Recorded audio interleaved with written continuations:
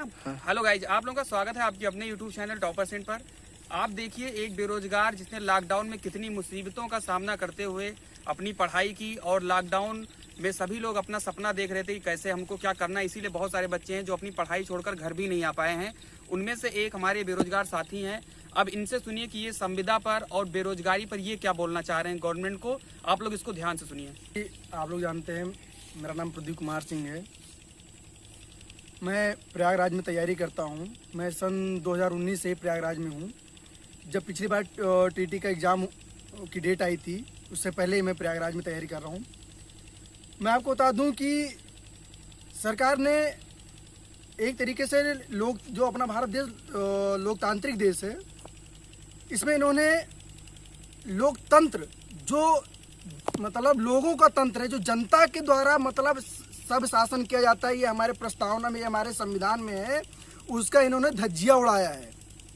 हम कहते हैं इस सरकार से, मैं किसी सरकार की बुराई नहीं करता हूँ।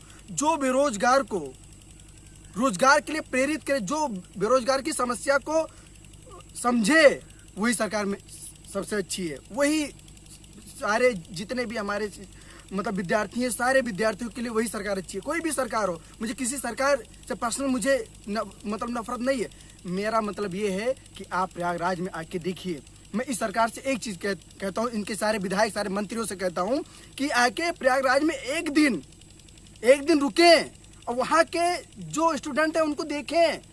बच्चों के पास ऐसा समय नहीं रहता है कि वो खाना बना सके, वो खाना खा सके। ये स्थितियाँ हैं। माँ बाप इतना आशा के साथ बच्चों को भेजते हैं और निराश बच्चों से नहीं होते हैं, निराश सरकार से होते हैं। सरकार के मतलब तुच्छ इनके संदेशों, इनके राजनीति के चक्कर में, कुछ राजनेताओं के चक्कर में ये स्टूडेंट ये बर्बाद हो रहे हैं। और आप, मैं इस सरकार से एक चीज़ बता दूं, आपका इलेक्शन कमीशन चुनाव सही समय पर करा देता है, लेकिन सिलेक्शन कमीशन एग्जाम सही समय में नहीं कराता है। नीट, जेई, बीईओ, बीएड आप सारे पेपर करा दिए, तब कोरोना क्वारंटीन था। और आज जब वैकेंसी के लिए कोई एग्जाम कराना है तो कोरोना है, महामारी है। क्या सरकार, क्या मजाक उड़ा रहे हैं आप? ये एनालॉग इंडिया नहीं है, ये डिजिटल इंडिया है साहब। ये स्टूडेंट जो धूप से नहीं जलते हैं,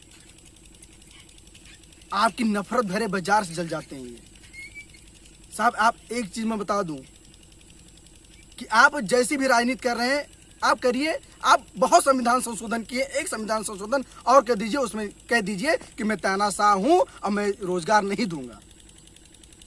आप संविदा का नियम लगा दिए। गार्जियन से क्या बताए स्टूडेंट कि मैं संविदा की तैयारी करने, संविदा की जॉब के लिए तैयारी करने जा रहा हूं, 5 साल कोर्ट लड़ूं, 5 साल आपके संविदा कर्मी पे रहूं, 5 साल आपके संविदा पे मैं रहूं, उसके बाद हर 6 महीने पे मैं 60% इंटरव्यू दूं तब मैं पास हूं। अरे साहब, आपके एक मंत्री ने बताया कल कि धांधली होती। जब मुझसे पूछा गया कि ये बताइए नियम क्यों लगाया गया, तो कहे कि धांधली होती थी, इसलिए हमने ये नियम लगाया। तो आपको विश्वास नहीं है अपने प्रशासन पे, आपको अपने सिस्टम पे भरोसा नहीं है। आप टेट करा रहे हैं, सुपर टेट करा रहे हैं, अब इन दोनों पेपर पे भरोसा नहीं है आपको। इसका मतलब आप जानते हैं कि इन दोनों पेपरों में नकल होती है। अरे तो नकल होती है, उसको रोकिए आप। अब सिस्टम में जनता ने आपको क्यों लाया है? उसके लिए साहब सभी बच्चों को जो दोषी हो उनको आप सजा दीजिए, सभी बच्चों को सजा मत दीजिए साहब।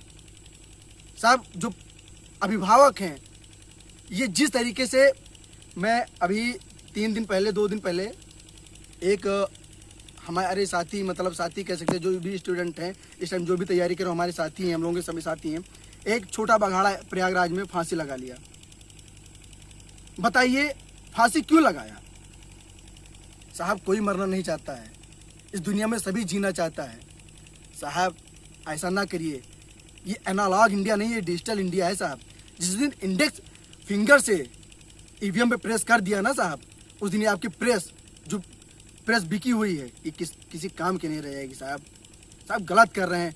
और आप ये संविदा वाली जितने भी हमारे यूट्यूब चैनल भाई हैं, जितने भी सब लोग हैं, सब लोग बढ़ चढ़ कर हिस्सा लें, क्योंकि हम ही सरकार को चुनते हैं और हमें हक है सरकार को हटाने का। अगर आप ऐसा करते हैं तो जान लीजिए ये तानाशाही बर्दाश्त नहीं होगी। इसी के साथ मैं अपने बात को विराम देता हूँ। धन्यवाद। जय हिंद, जय भारत।